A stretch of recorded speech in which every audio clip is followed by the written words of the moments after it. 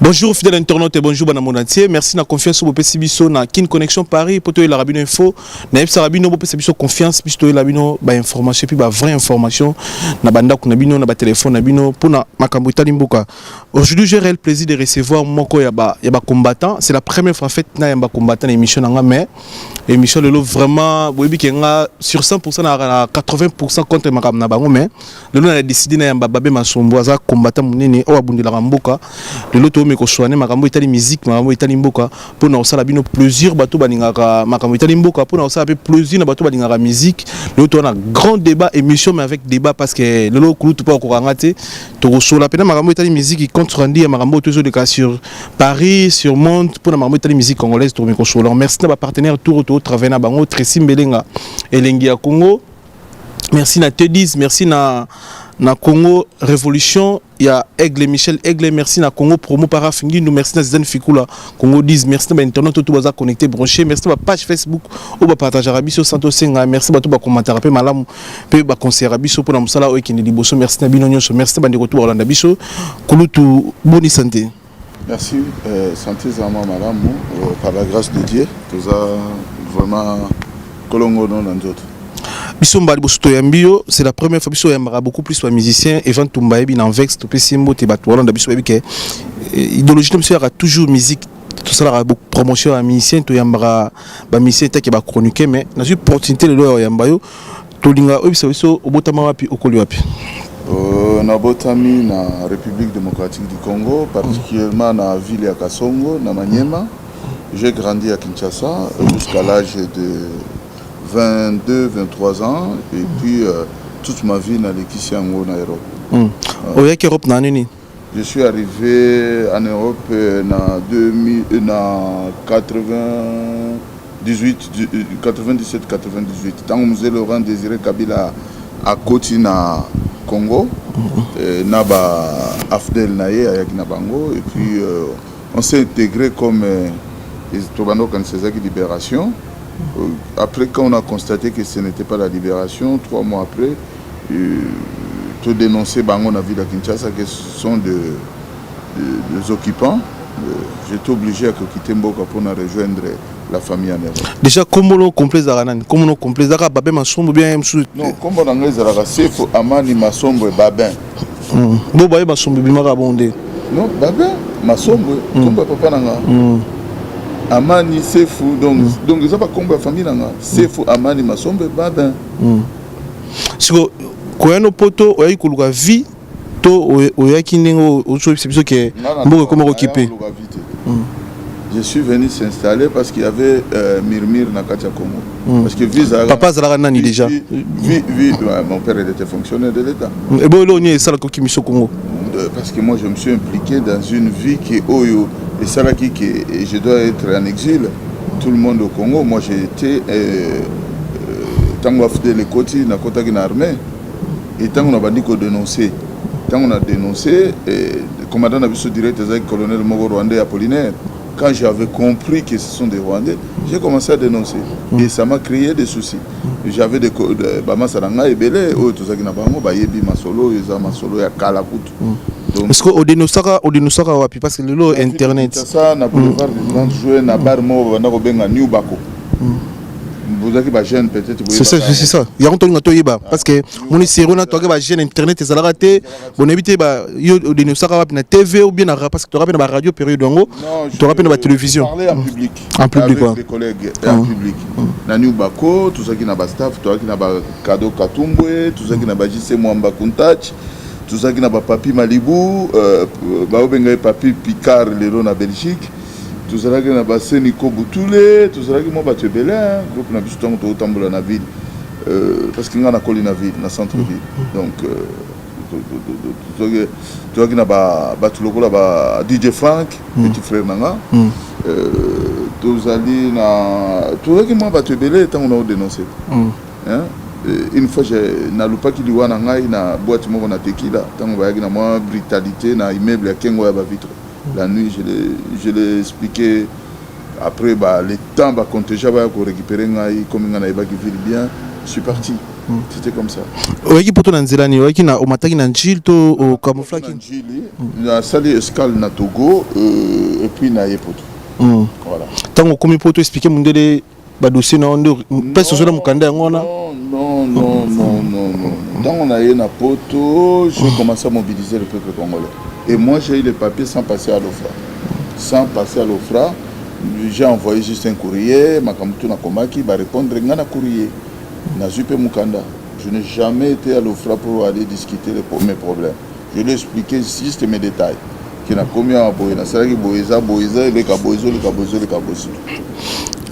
Au commune à Poto, ça fait combien de temps à Poto? Ah, mais papa, calculé, ce qu'on a dit 97, 98, les autres comme Bamboula Boum. À peu près, 20 et quelques. 20 et quelques. On a combien de musique? Après combien de temps qu'on filme dans le Boko? Mais vous faites des confusions. Kofi Abokangaïté, Babé Mazik ou Babé Masombo, c'est deux choses différentes. Manga Babora Angati. Babé Mazik, vous avez dit non. Parce que le nom Babin, ça devient le nom Baba Amani. Et ma famille, ils ont mis Babin. C'est ça. Dans le milieu des musiciens congolais, au Tikala, vous se retrouvez? Je suis ami de tous les musiciens.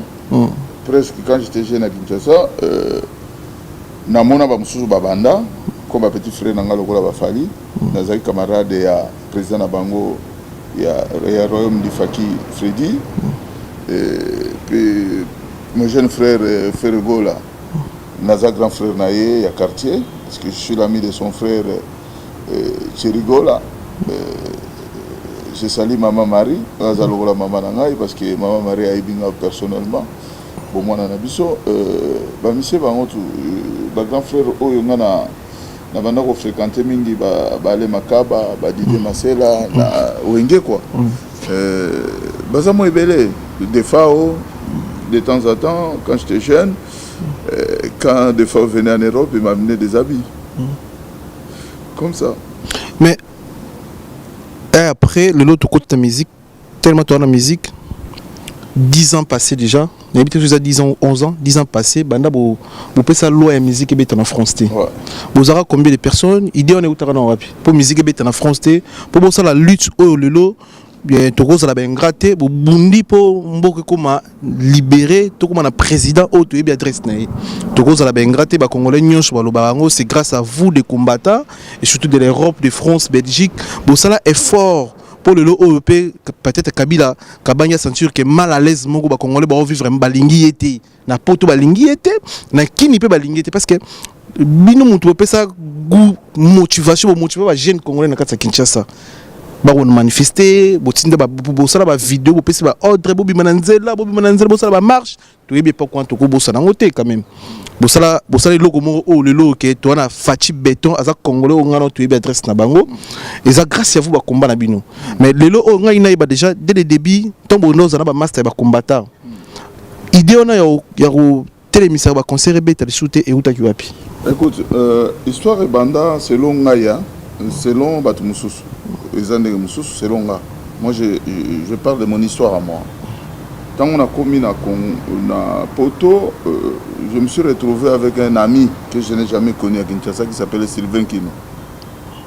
C'est le grand frère de Claudine Kino. Parce que je connaissais personne. Na commis à Memanga Isika Moroboye et pas Joël Mbetengi à l'époque. Pour un concert, pour la musique, album à Batou, nous avons Batou Baza qu'on soit pour un orchestre à l'époque, hein, dans mon agriculture. J'ai regardé mon ami à continuer la discussion musique, il a vendu dans Bangoti, on est arrivé là, c'était vers 16h jusqu'à 20h. Avant, Joël Mbetengue photo, Mbotenaye, Place Azali. Et comment les gens peuvent discuter de la musique et il y a une affaire qui est au Congo qu'on n'arrive pas à trouver une solution. Je me suis révolté le même jour. Mais par contre, ce n'est pas que Ngaïnde Moutonaya qui n'a idée wana. L'idée salamine à Londres. Parce que moi, j'étais incapable, impuissant, à cette époque-là, il y a stopper musique. Il faut faire un travail noble. Le travail, c'était quoi? Commencer à mobiliser bouche à l'oreille au peuple congolais. L'expliquer ce qui se passe dans notre pays. Ça, c'est un grand travail que j'avais fait pendant de 1998 jusqu'à 2004 et 2006. Les gens commencent à se réveiller. Et dans le temps où on a tout ça à Bongo, je n'étais pas seulement sur place sur Paris. J'habitais un moment à Creil, j'habitais un moment à Paris. Et dans le train, je faisais mes discours, bouche à l'oreille. Et parfois, quand on a aussi personnel, le peu d'argent que j'ai gagné à l'époque, au lieu Nadia Kosala Moussala Kenatinda la ou Maman Nanga, j'achetais la boisson ou quelque chose ou bien le Mongo Batu pour Bayokanga. Obondo salon na bakweni. Dans salon mingi na ba train, Château Rouge, Château d'eau, Châtelet. À l'époque, j'étais jeune. Je traînais aussi à Châtelet à l'époque. Si on a mon jeune à Congolais, on a expliqué ce qui se passe dans notre pays. Par là, Nakachumuke, on a osé na parti politique ni. Je n'ai jamais été engagé dans un parti politique. Tisigo. Jusqu'à aujourd'hui. Je n'ai jamais été partisan de qui que ce soit. Mais par contre, sans vous mentir, tant que tu es jeune, en 92, tant que premier pillage, le deuxième pillage de Salami, on a commencé à s'intéresser à la politique. Et tout s'engager à Mingi dans le mouvement qui Union sacrée pour la République. Pour les Arakina Bakibasa, Bambouakemi, Baliaou, Batutu. Et ce papa-là, et c'est ce qu'il dit, Krikaka Biso et Loro Morobo. Tu vas dans la manifestation très jeune, très jeune. Et j'ai eu la chance, il y avait un vieux de chez nous, du Maniema, que mon père il avait fait un enfant avec une de ses belles sœurs. Et à chaque fois, quand on a aucun Djabiri numéro 58, je n'oublie pas. Et pas il y a papa Gilles Milambo. Et ce vieux-là m'expliquait, il était membre de l'IDPS. Il m'expliquait l'histoire de notre pays. C'est là où j'ai appris beaucoup de choses. Voilà. Si vous combat Oyo au Bundaka, dans longtemps, qui non récite dans Yango. Vous comprenez quand? Vous comprenez en Ndengeni? Nous comprenons beaucoup. Nous avons fait évoluer le peuple congolais. Seulement, nous sommes devenus vraiment des patriotes par rapport à l'époque. Les Congolais, par rapport à Nabiso, Bamasao, tout Basali Komba, on a pu se bangombo, vraiment, on encourage à Bango de continuer l'île toujours. Parce que comme si le peuple congolais, à niveau moko, il y a l'icolo. Réveiller Bango, comme patriotes, les Congolais parlent de l'amour de leur pays. Les Congolais partout défendent leur pays. Parce qu'il y avait des gens, Babima, qui ont un visage découvert, sans peur de personne, et sans qu'on s'inquiète qu'il y ait des alliés. Parce que tout ça qui est le batinda mi ankolo. Tout banga qui est le côté, si le na banga le côté, na tambula na moko. Puis ceux qui y a un jour il y a le Martin Luther King ou Malcolm X na bangati. Parce qu'ils ont des destins. C'est toujours comme ça. Et là qu'on a sepelé na ngona lit nanga yangoana. Congolais nyoso azakotala vraiment république nae il faut qu'il ne le question dans ça qui tant vous avez décision à mission habitate vous avez combien de personnes ou bien vous avez quitté ce jour-là l'introduction de musique n'a pas que tu à Londres à Paris ah sur Paris là ce jour-là personne ne savait ça tout le monde avait bagé le Cameroun à Zalagité ils ont pendant cela va marche vers Trocadéro côté qui est des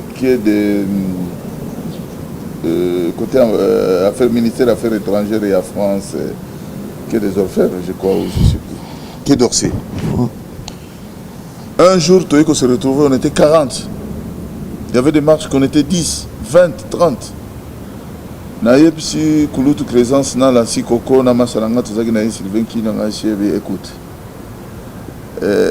c'est ça n'a rien tout même à marche côté nous devons reprendre nos activités d'abord na ba cité côté ba congolais bazalaka mingi na Château Rouge et ceux qui ba mesani nde toko me mabango na côté ba mindele ba bureau ba politique bazalaka mais ceux qui toujours continuer koyaka ba 30 40 voilà biso koyo kanate bozaki structuré ni président zalaki secrétaire OK tout ça là qui n'a pas parti politique pensate tout ça qui n'a pas association té association existait à l'époque ezalaki association ya ba Toponi Congo ya Kadi de Okeke qui est devenu membre ya Apareko bango ne babanda ko sala ba manifestation souvent et tant que memi yango na Château Rouge tu ko sala Union du Congo c'est là où on a donné le pouvoir à Congo Lancy et porte-parole na biso Clésence Paolis et ça la qui a na Saint-Claude voilà. L'autre le 25 septembre, jour au fond de Kona, frère na Congolais le quoi yo, abeta concert na Weranson, au producteur na 8 ans ya redépasser mbongo belé, ba sali publicité, ba louer salle, ba sali ba réservation ba hôtel, ba sali il fallait ba sala pour na otomula lokumu yambo na biso na makambo itali musique mais concert na eza annulé. Concert na eza annulé concert yebeta maté. Préfère pesi ba raison naé cause que ba fait makambo les grands concert a fali 47 voitures ba tumba ba combattant ba tumba 20 quelques motos tumba maka mundela tangeli makambo na ebelé et puis lelo mundela ibisi bango na mukanda que ata merci à gouvernement congolais pesa et ata excuse ezalate côté gouvernement congolais na sabotage au ba congolais ba salaka jour ya concert a fali musique na biso on dirait na poto et na Paris on dirait ça m'a passé pour betali chouchou quand tu rendis à makambo tout sabotage les kaka au ba combattant ba salaka lelo we rafaka beta robeta te c'est no bino ba combattant bo gagner boza bo meli champagne ou bien lelo ka bino mo ba combattant bozo bo ma culture na biso ou bien lelo bino mo bozo sentir à l'aise fallait beta ki we rabetité tant qu'il fallait beta bon question na to ba non na fali pour to éclaircir bande na biso bien tant qu'il fallait beta concert na pour fallait beta Bexi échanger ni na Congo to elongola ni na Congo. Merci na événement wana il y a le 28 février ouais. Ils ont déjà journée à homosexuels, bon, c'est tout à fait normal, les homosexuels. Toi, Bandé, c'est journée à homosexuels. Les homosexuels, Toi, Bandé, nous, on a TV, Babé Massombo, osa responsable, comment on a au 50 ans, donc faut expliquer 48. Non, j'ai 48 ans. Bien 48. Déjà, faut expliquer bisoli comme moko. Ce que c'est journée, il y a homosexuel, faut expliquer bisoli Miguel, le 28 février, quand même l'internet, au monde qui est la journée à homosexuel. Yo ko biso ko abongote. Expliquer OK, concert wana et beta makité parce que quand boye concert bomoni niveau de sécurité et les loisirs, cela veut dire rien ça ne va pas. Donc cela veut dire qu'il y avait un mainmise derrière. Concert ezalagande ni batu ba fongoli ba porte, il y a la sécurité civile qui est là. Où bazo contrôler batu bazo kota bazo bima ceux qui montent aux anambeli ou pas. Quand tu vois l'armée est mobilisée pour un individu qui ne pèse pas. Mais Bazaki paye. Bazaki paye, il faut pas trop ça. Voilà, et qui va payer l'armée pour un concert à un individu qui ne pèse pas. Mais dans le Congo, tu faut appeler la police pour la sécurité. Non, écoutez, il y a deux choses, il ne faut pas mélanger. Loisir va foutre la sécurité. Loisir, c'est ouf. C'est la porte, va tout à côté. Il y a deux choses différentes. Quand loisir, c'est que la bombe troupes et armées, quand même si chef de l'État, à les États-Unis, à sécuriser la bombe. Donc il y a un problème. Mais ça trouble, c'est ça. Non. Mais même si Bissou Togoya, mais il faut boire yango parce que boyebi qui est le bon mais mise à l'isoloa nezala qui a fallu. Nous ne sommes pas là na makamba fali. Non, to soya na makamba wera, to songi mukeka na makamba fali. Makamba ngo ndengele kaka. Moi te balobela yete, balobela kaka peuple congolais. Parce que aujourd'hui ce n'est pas les combattants que vous voyez Babé Massombo qui interdit la musique au Congo et en Europe. C'est le peuple congolais qui décide. Nous sommes que des gens que le peuple utilise. Parce que Babé se multiplie à 1000 morceaux. Oh, à 1000 visages. Je ne sais pas, je ne sais pas, se multiplier comme Jésus. Non. Il y a un problème. Mais Babé, il y a des choses différentes. Quand loisir, va foutre la sécurité. Loisir, c'est ouf. C'est la fongola, va porte, va tout à côté. Il y a un problème. nabima partout comme Fumukimbangu. Mais question de Bicheza, babem, ne concert bêta et Baxani ni longo nani. Écoutez, concert wana pour nangai ezalaki échec total et artiste. Yango de sali que les loba ouais rapé bazo bétaté. Mais et Baxa nango elo roté na Congo et longo l'appelle elo roté na Congo. Ça rappelle toujours moi quelque chose parce que tant que la République démocratique du Congo est étouffée par la communauté internationale, le massacre et tout ce qui s'est passé tout ce qui se passe au monde au Congo, dans le monde na biso Congo et le bamaraté na ba média na biso, na ba média na bango, na média na biso Congo le bamaraté. Siko le jour là, beaucoup du monde et beaucoup de médias internationaux va découvrir que l'image de la Congo, le bel qui peut marambo et le Kakana Congo, le massacre à Congo, comment épile le Congo. Nous avons contribué à vendre ce qui se passe au Congo du mal à partir de concert à Fali. Mais parce que l'Obama concert à Fali, l'Obama Kamundi à Congo Siko. Omoni bato wana batomboki baza ba congolais parce que mboka na bango ba bomaka ba congolais ba piyaka Congo mboka za na pasi nzala 50 mois impayés ba soda na ba fonctionnaire ba liakati. Le peuple souffre pas l'hôpital, il y a pas d'eau. Mais Babé Masombo, est-ce que les lots peut vous comprendre une grande partie à Batou bana pour ces musiques ils ont en poto.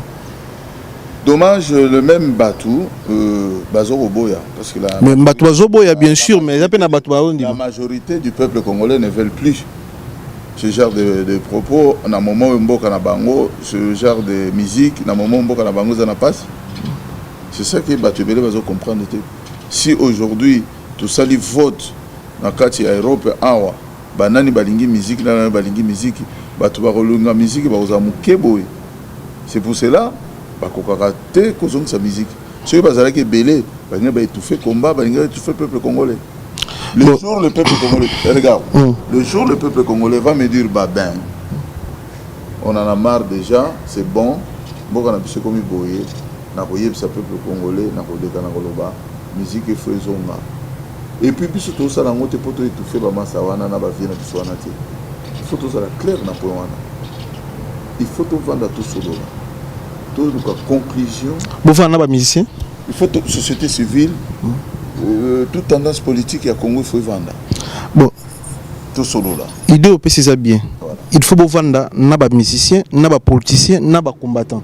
Pour musique ils ont na poto. Na poto nous devons mettre calme à tout. À tout. À tout. Mais vous êtes d'accord que faut vendre bo solo na ba ndeko na bino ba musicien na ba politicien bo vendre mais et na ba combattant musu ba link ko yoka te ke ba soneti bo ketchu par exemple. Mais écoute, je veux t'expliquer une chose. Moi j'ai raison. Moi je suis quelqu'un qui voit l'avenir de la République démocratique du Congo. Ceux qui te continuent dans Marambo un jour paix et ko baluki la paix biso. C'est le moment. Parce que Marambo, il y a un conflit déjà. Bien sûr. Conflit de génération en génération. Génération en génération. C'est ça. Ceux qui sont étouffés, conflit, même moi. Nabino. Non, je pour rien. Non, mais comme ça, babin. Le fraction est individuel. Bien sûr, mais il y a Congo. Non. Moi, j'ai ma mère et ma famille qui sont à Kinshasa. Où est la Ibinda Konamiso? Moi, je te dis. Héritier Watana tambola kana ba neve na ngana Kinshasa. Père ayebi pana biso ayebi mama na nga. Bako meka futi. Pesa biso idée onoza nango, faut bo vanda, bo solo. Na banga mutute muta kusale loko azana yete. Si il veut le faire, il va le trouver même à Kinshasa. Pesa biso idée onoza nango. Donc ndenge liwana l'idée c'est quoi? Nous avons créé un monstre que nous-mêmes aussi on n'arrive plus à contrôler. C'est un monstre à 1000 têtes. Et le monstre là pour se calme, il faut que biso ba bokechu banani to vandi na ba artiste na ba politicien. Biso peut on a besoin tous on a mboka na biso. Bokendo ça là. Mais écoutez, amnistie il faut qu'on a paix na batunyos. Oui, nous avons demandé, il y a un dernier boulot qu'on doit faire. Le dernier boulot c'est dégager tout ce qui est étranger dans notre pays, nous tous ensemble. L'occupation, il faut ici là. Il faut ici là pour que tout les Congolais tous en Amboka. Pour ici là, il faut tout sangana ba solo là, ba Congolais ba fanda tout solo là. tous sa solution pour occupation wana ici là ba makambo wana ici là mututo azonga la mboka na ye na pe musicien beta musique na ye na pe nani artiste comédien asala théâtre na été na pe artiste plasticien soki nani basala ba makambo na bango batu nyonso basala makambo na bango na biso batu oyo tuza ba activiste combattant soki tokozonga na Congo na ba faire na biso privé tout ça makambo na biso mais qui a un travail à faire avant de commencer à niveau wana. Et il faut travailler wana et ça la manabiso union c'est que ça un groupe à bâtiment bongoté car biso ba combattant ba résistant non na ba musicien na ba artiste na bino ba journaliste na société civile na peuple congolais nous devons dégager l'occupation qui est dans notre pays et ba yebi et puis ba kofi ba wera ba yebi marambono c'est l'heure maintenant temps de faire quelque chose dans notre pays nous tous ensemble un débat un congrès surtout ça la nini na ba politicien na armée pour vendre sur toute place mon ba congolais pour tout dégager ba tout tout dégager système ezana kati mboka na biso parce que système ezana kati mboka wana ils ont faire jouir peuple été alors ba musicien bazali ko partir na ba tu système wana soko yeba raconte mais lelo potoloba mutaza président isa congolais lokwa yo Aza Fachi Beton, Félix Tshisekedi dans congolais. Système échange malem malem avec les temps. Le lo bayo masombo na bité soko fuka misi mona na yo pesi punition. Obi mona fukama parce que mso sali mabeboui. Ozela ti mona télé maye moko to au télémissaire après 1 heure ou 2 heures de temps. Écoute, à un certain moment moi na soko ba pesi punition il faut à téléma. Papa Fayeb Sabon et Koki téléma. Wana za mwana. Mais pourquoi pas bosser dans la musique? Mais les musiciens à Bisson, nous avons tendu la main à plusieurs fois. Je parlais avec Kouloutou Kofi Olomide au téléphone. Je parlais avec Ouerason. Il a envoyé Bongo Bongo. Vient à Bisson Boka Bongo. Koutana qui n'avait Guy Gérard. Guy Gérard a dit ce n'est pas le moment besoin de sa musique. Besoin d'abino nyon sur l'artiste Bosangana. Na biso ba activiste combattant to kusangana ya Londres ya Belgique partout na ba société civile ba association au Congo to kei to louer salle to sololi to sali charte de bonne conduite voilà idée pesa ba kofina Weranson ba yebi réponse wenza yini mais quand tozunga na point ngo tozunga na idée na bazela réponse banga ba kenaka na bango ba lobaka ka bo ça va au mona ba créer date beta bango le problème est andeni na oyebso vérité ba concert na baluka wana za kibungai ngai nde nazongisa musique na poto mais affaire munene auto gundela ka balinga okota affaire wana te parce que baba ta lolombo baba ta intérêt bon mona so ba toucher po wana ba korate makambo belé mais par contre un artiste congolais un artiste maintenant a commis un niveau moko qui il faut alobela peuple au lieu alobela yé. Mais tous appels d'artistes belé ba défendre peuple ba sungara peuple au coach ba ngonyo sote parce que mon to comment pour na bisto to koli bino bossa na ba yo les gens à 48 ans imaginez bano ba obota bana ba 18 ans c'est mon mukia tiko bimara lobi il y a 2 ans inosbe na Weerason qui a fait 30 ans de succès 30 ans Weerason 30 ans de succès dans la moi na mukia logola inosbe azui mayele ya makanisike non. Il y a une catastrophe naturelle et ça la mis dans mboka na biso. Il faut batouana to sunga bango. Nambongo nini petit abandika na 2 ans. Mais a eu quand même initiation. Mais batou oyo go défendre ba wera na ba jibe na ba nani na ba kofi. Exemple mo typique na oyebisa yo. Comment une catastrophe naturelle ça la mis na Goma, il y a volcan. Oyebi ke wera singa rappeler na Belgique to pesa rappeler à Melango. Tala niveau mtema. Mais est-ce que peut que wera sala ba do mbele atangisa ba shege? Bon, asunga ba famille belé question on a toujours zonga na kolinga ba micro na bino ba lukela biso ba shege tout o wera bana ko encadrer ba kenda wapi mais ba musu ba gagner ba vie bana ba vie na bango ba so ba formation mais tout le monde a ba ndi ntola ba numéro na bango ti bango bazali soki mutu azali a koyeba na papa on ne joue pas avant innocent fallait apesa même ba ambulance na Goma papa omoni ba biloko mo ba mike a crèche to dingi ko landela ngoti biso to zo expliquer oyo biso to mona nga Vous comprenez, au sommet ambulance, c'est au Koufa, il y a 2000 euros. Mais quand même, mais bien sûr, yo tiens 2000 euros, et puis prix n'angote, yo tiens 2000 euros, mais bino ba combattant, bo sala rani tombo que na passe net na goma wana. Bo zé belé, bo za bo gagnera bien. Mais écoutez, moi je suis le seul combattant qui envoie toujours les médicaments jusqu'à aujourd'hui. Dans la société, dans la conteneur. Dans tu as 2 à 3 cartons na Kalembelembe. Je parlais pas. Tu dis c'est au monde a carton chez Ngaï. Nanding na Kangarango. Je parlais pas. Il y a des choses qui n'ont résoudra sans parler. Moi na moko boya zobeda na kine azema kisizate na landengo na télévision na Lukiba tu bo kingandi bo tel kende petit Hussein zoa $200 na ko pesa tele bukuli ngote et puis au moins on se filmer ngango zoa $20 dans le transport comité je parle pas j'ai pas le temps si vous ndewe rançon na betite bo mboko na biso échanger peut-être non et c'est pas que tu étouffé parce que non, le moment n'est pas encore favorable. Ceux qui te mettre tout avec ligne de conduite. Mais il faut regarder aussi la période de concert. Les enfants, ils ont retourné il n'y a même pas longtemps à l'école. Ils ont temps qu'ils allaient former bien, ils ont position à pipi de quand nos enfants vont continuer à émerger au niveau Yabachik. Mais ça fait 11 ans musique et bétité ban la classe. Bien sûr. La communauté congolaise. Ban avait santé bango belé na 11 ans.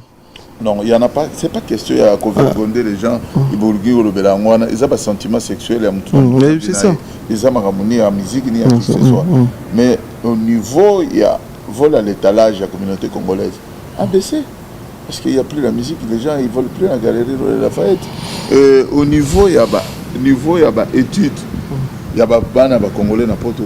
Aujourd'hui, nous avons des filles qui ont des 50 et 5 bac plus 5 pendant 11 ans. Monsieur mais musique est bête raté, monsieur ba otangate.